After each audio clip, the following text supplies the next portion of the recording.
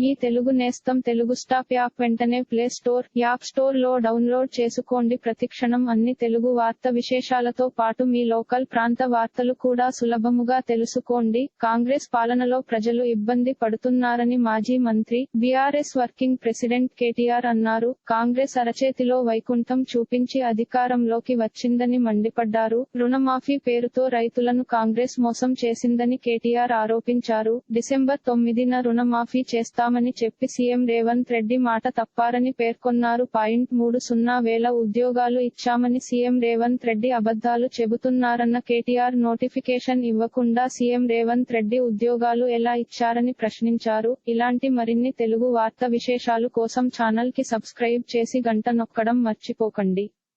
ఈ వీడియోని తోటి మిత్రులకి షేర్ చేయండి. మీ అభిప్రాయాన్ని కామెంట్ లో తెలపండి.